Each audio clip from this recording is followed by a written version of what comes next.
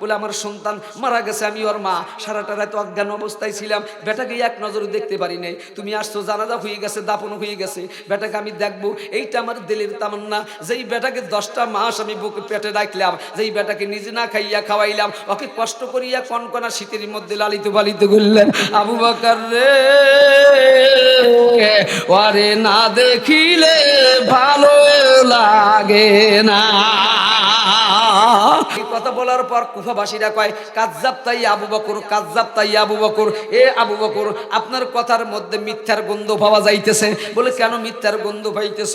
বলে একটু আগেই তো বললেন শরীয়তের মাসালায় আর কোরআন হাদিসটা সাবেত করে না, এই মুখ দিয়ে আপনি একটু আগে না করিয়া দিলেন, আবার এই মুহূর্তে বলতেছেন যে দেখাইয়া দাও। আবু বকর চোখের পানি ফেলিয়া কান্দে আর ডাক দেখায়, ও কুফার লোকেরা, তাহলে তোমরা শোনো, একটু আগে যে কথাটা বলছিলাম আমি, এই কথাটা ছিল শরীয়তের মাসালার কথা, এইটা ছিল কোরআন হাদিসের দলিলের কথা, এইগুলি ছিল কোরআন হাদিসের দলিলের কথা। আর বর্তমান যেটা বললাম, এটা হলো মদিনার কথা।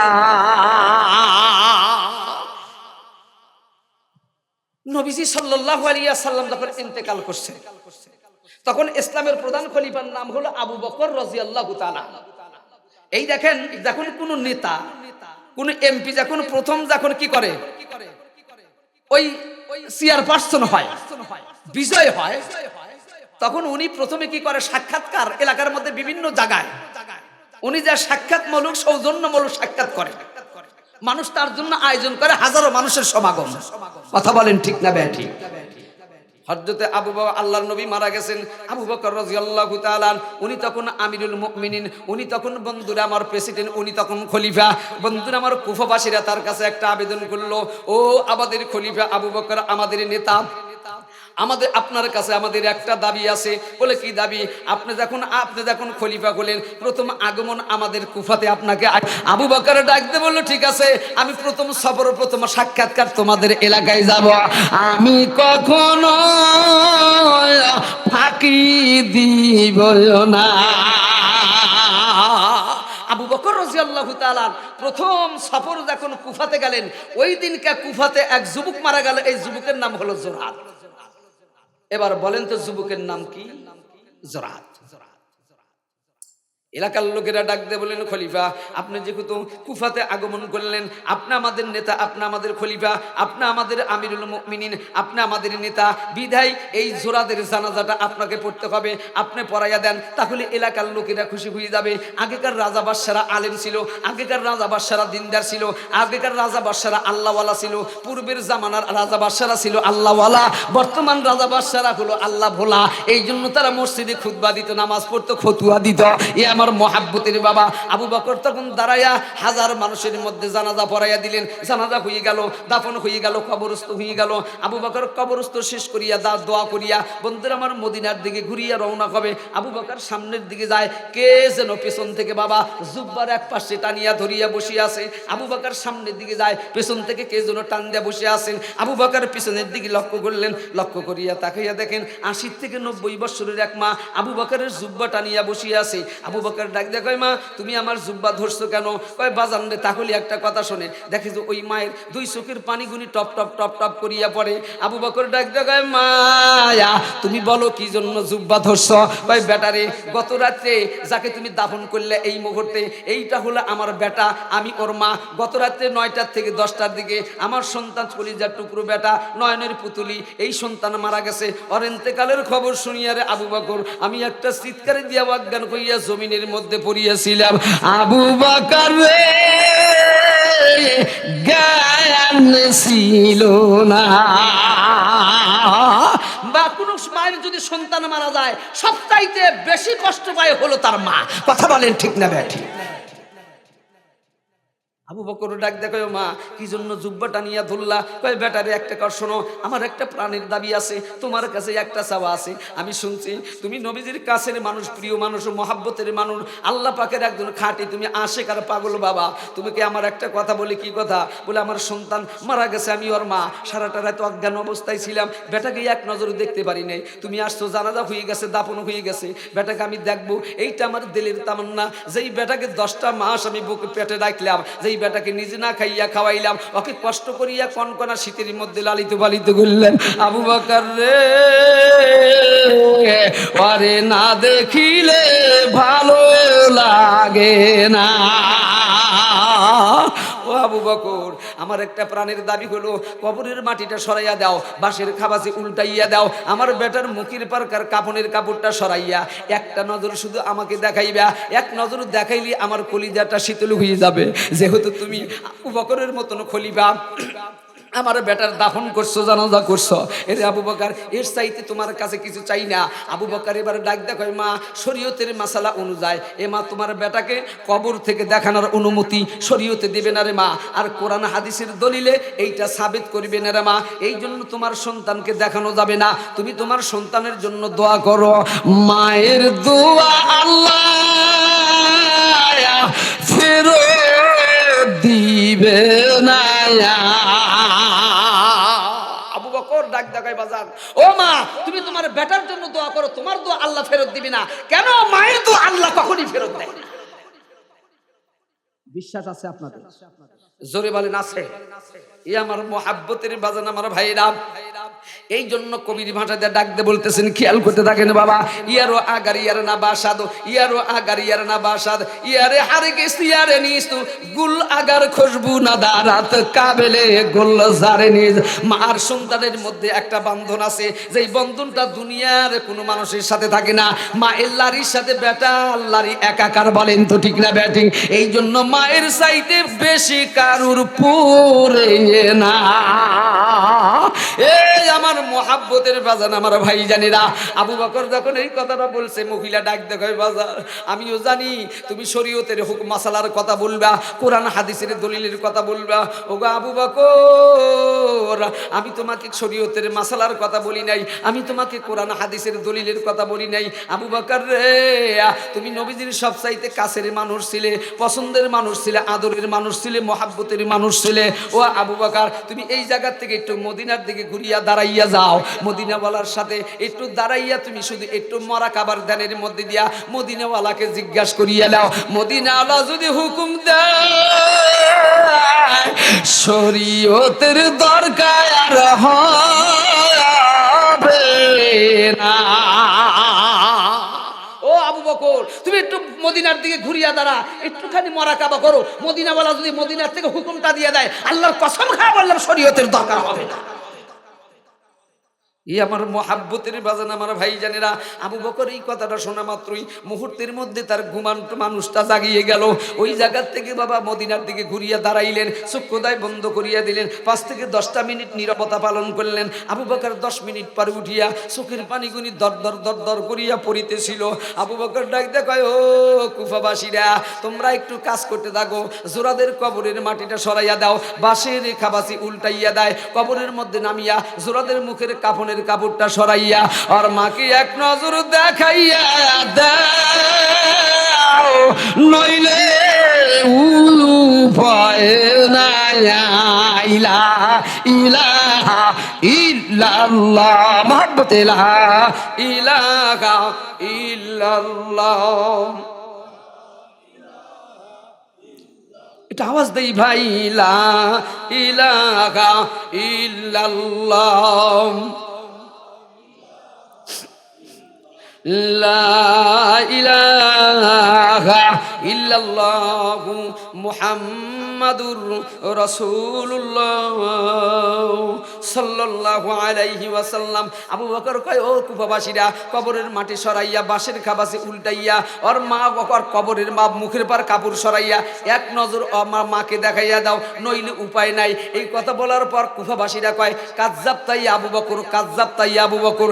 এ আবু বকর, আপনার কথার মধ্যে মিথ্যার গন্ধ পাওয়া যাইতেছে। বলে, কেন মিথ্যার গন্ধ পাইতেছ? বলে, একটু আগেই তো বললেন শরীয়তের মাসালায় আর কোরআন হাদিসটা সাবিত করে না, এই মুখ দিয়ে আপনি একটু আগে না করিয়া দিলেন, আবার এই মুহূর্তে বলতেছেন যে দেখাইয়া দাও। আবু বকর চোখের পানি ফেলিয়া কান্দে আর ডাক দেখায়, ও কুফার লোকেরা, তাহলে তোমরা শোনো, একটু আগে যে কথাটা বলছিলাম আমি, এই কথাটা ছিল শরীয়তের মাসালার কথা, এইটা ছিল কোরআন হাদিসের দলিলের কথা, এইগুলি ছিল কোরআন হাদিসের দলিলের কথা। আর বর্তমান যেটা বললাম এটা হলো মদিনাওয়ালার কথা। এ কুফার লোকেরা, একটু আগেকার কথাটা আর বর্তমান কথা এক না। এখন ডাইরেক্ট মদিনাওয়ালা আমাকে বলছে, আমি তোমাদেরকে নির্দেশ দিচ্ছি খলিফা হইয়া কবরের মাটি সরাইয়া আর মাকে দেখাইয়া দাও। কুফার লোকেরা বাজান আর দেরি করে নাই, কবরের মাটি সরাইয়া দিল, বাঁশের খাবাসি উল্টাইয়া দিল, কবরের মধ্যে নামিয়া মুখের পারকার কাফনের কাপড়টা সরাইয়া আর মাকে এক নজরে দেখাইয়া দিল। মা চোখের পানি ফেলিয়া আসমানের দিকে তাকাইয়া দোয়া করতেছিল, হাফিজাকাল্লাহু তাআলা বালিয়াতিস সামা বানাল্লাহু লাকা কসরং ফিল জান্নাহ। আল্লাহ, আমি দোয়া করি আসমান আর জমিনের সমস্ত গজব থেকে আমার সন্তানকে নিরাপদ দান করিয়া দাও। বানাল্লাহু লাকা কসরং ফিল জান্নাহ। আরো আমি দোয়া করিয়া দিলাম, জান্নাতের মধ্যে একটা বালাখানা তৈরি করিয়া দাও। এ কোনো সাধারণ মানুষ না, এই এক মায়ের দোয়া। মোহাব্বতের বাজান আমার ভাই জানেরা, আবু বকরের কাব্বা মা যখন দোয়া করিয়া দিছে, এবার মা চলিয়া যাইতেছে, আর মার কোনো কথা নাই, কোনো আওয়াজ নাই, কোনো ভাষা নাই। আবু বকর ডাক দেখায়, ও কুফার লোকেরা, তাহলে তোমরা দাঁড়াও, তোমরা একটু সরিয়া দাঁড়াইয়া যাও। যে এই লোকটার ব্যাপারে ডাইরেক্ট মদিনাওয়ালা হুকুম দেয়, এই লোকটারে না দেখিলে ভালো লাগে না। এ যুবকের দলেরা, এবার কুফার লোকেরা একটু দূরে সাইড হইয়া দাঁড়াইয়া গেল। আবু বকর রাদিয়াল্লাহু তাআলা আন কবরের পাশে যাইয়া দাঁড়াইয়া গেল। এবার কবরের দিকে তাকাইছে। বাবা যখন তাকাইয়া, বন্ধুরা আমার, কবরের দিকে তাকানো মাত্রই আবু বকর আল্লাহু আকবার বলি একটা চিৎকার দিয়া অজ্ঞান হইয়া জমিনের মধ্যে পড়িয়া যায়। এবার কুফার লোকেরা দৌড়াইয়া আসিয়া আবু বকরের মাথার পর হাত বুলাইতেছিল। ডাক দেখায়, ও খলিফা, ও আমাদের নেতা, ও আমাদের প্রেসিডেন্ট, কি জন্য আপনি অজ্ঞান আর বেহুশ আর বেকার আর হয়ে গেলেন? আবু বকর রাদিয়াল্লাহু তাআলা আন ডাক দেখায়, ও কুফার লোকেরা, আমি তোমাদের প্রশ্নের জবাব পরে দিব, আমার প্রশ্নের জবাব তোমরা আগে দাও। তোমরা বলো, এই জোরাদ নামের যুবকটা কেমন ছিল? কুফার লোকেরা এক বাক্যে সমস্যারে সকলে বলতে লাগলো, আমাদের নেতা ও আমাদের খলিফা, এই জোরাদের চাইতে কুখ্যাত খারাপ যুবক এই জামানার মধ্যে আর দ্বিতীয় কেউ নাই, এর চাইতে খারাপ মানুষ আর হইতে পারে না। আবু বকর চোখের পানি ফেলিয়া কান্দে আর ডাক দিয়ে বলেন, না, এই লোকটা কখনো খারাপ হইতে পারে না।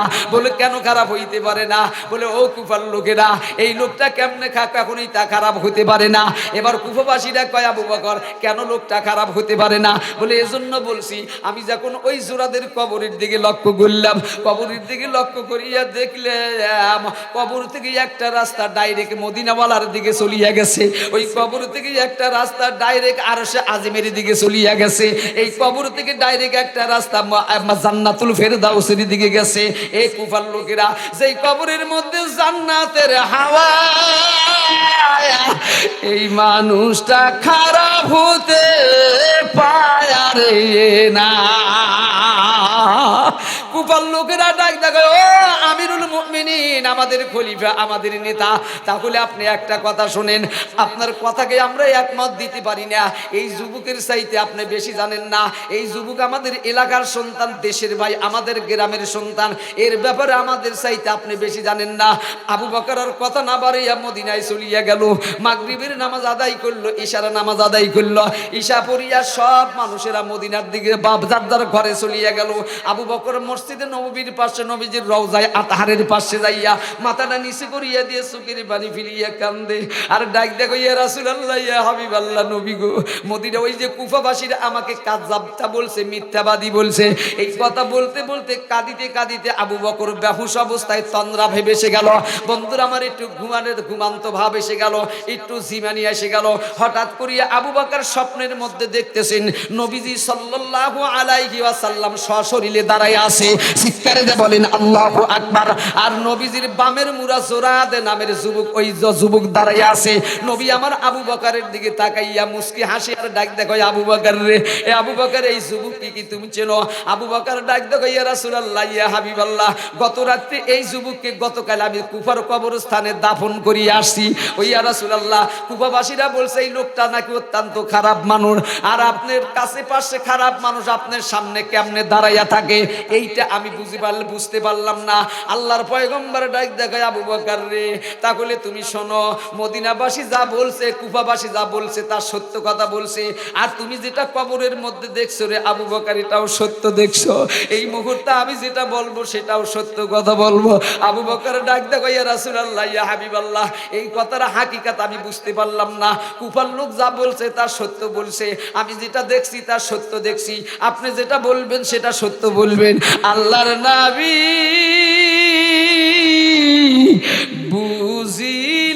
বুঝিলাম না। এ আমার মুহাব্বতের বাবারা, নবীজির দুই পবিত্র চোখ মুবারক থেকে পানি গুনি দর দর দর দর করিয়া, পানি মুবারক গুনি দাড়ি মুবারক ভিজিয়া, নবীজির পানি মুবারক গুনি ভিজিয়া বাবা টপ টপ টপ টপ করে শরীরে পড়তে আসে। আবু বকরও কাঁদে, নবীও কাঁদে, বন্ধুরা আমার জোরাদ নামের যুবকও কাঁদে। এবার নবীজি ডাকতে বলে, জোরা আবু বকর, তাহলে তুমি শোনো, এই যুবকের চাইতে কুখ্যাত খারাপ মানুষ এই জামানার মধ্যে দ্বিতীয় কোনো যুবক ছিল না।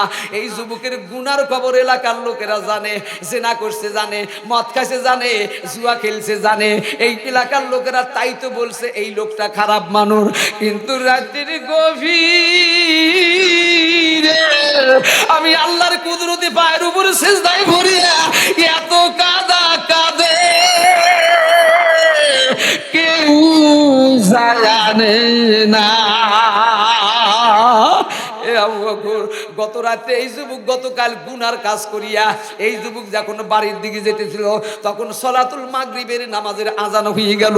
এই যুবক তখন এক মাদ্রাসার আঙ্গিনা দিয়া যাইতেছিল, লক্ষ্য করিয়া দেখে ছোট্ট ছোট্ট তলবেলেমেরা মাথার মধ্যে সবুজ আর সাদা পাগড়ি গুনি বান্ধিয়া বাবা এত সুলালিত কণ্ঠে তারা আজান দিল। এরপরে জামাত দাঁড়িয়ে গেল।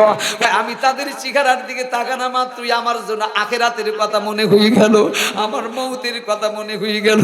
আমি চিন্তা করলাম, হায় রে, এই মুহূর্তে যদি আমি মারা যাই, আমার ভাই আমার সাথে যাবে না, আমার বেটা আমার সাথে যাবে না, আমার মা যাবে না, আমার দরদের বিবি যাবে না। এখন আমার তো দু কবরে গেলে আমার কোনো পুঁজি নাই, আমি কি লইয়া কবরে যাব? আল্লাহ না। যুবকের দলেরা একটু তোমাকে লিয়া তুমি ভাবো, আর আমাকে লিয়া আমি একটু ভাবতে থাকি রে যুবক। তোমার জীবনে কত গুনাহ করলা, কত অন্যায় করলা, কত জেনা করলা। হায় রে, গত রাত্রি এমন যুবক আছো যে জেনা করিয়া আজকের মাহফিলে বসছ, গতকাল এমন যুবক আছো চুরি করিয়া আজকের মাহফিলে বসছ, গতকাল এমন যুবক আছো মা বাবাকে কষ্ট দিয়ে আজকের এই মাহফিলের মধ্যে বসছ। আল্লাহর হাবিব ফরমানা, তাইবু মিনাজ যামবি কামাল্লা যামবালাহু, গুনাহগার মানুষ যখন তওবা করে তার আর গুনাহ থাকে না। আসো সোনামণি যুবকেরা, আজকে আমিও তওবা করব, তুমিও তওবা করিয়া নাও। হায় রে, যদি মালিকাল মাউত আজকে রাত্রি আমার কাছে আসে,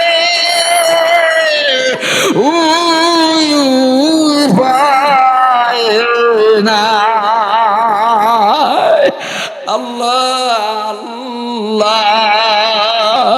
আল্লাহর পয়গম্বর ডাক দেখো, আবু বকর রে, তাহলে তুমি শোনো, এই যুবক তখন ওই মাদ্রাসার তলবেলেমদের কাতারে দাঁড়ায়া গেল ওযু বানাইয়া।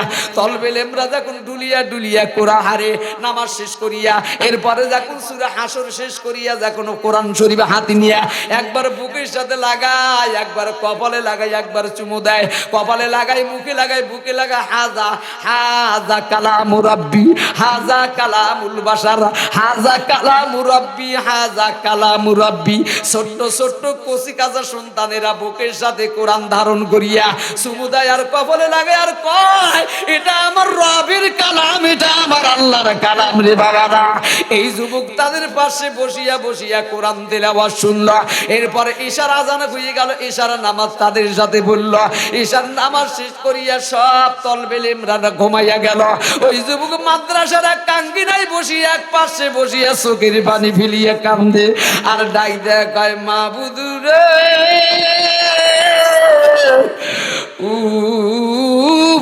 উপায় না।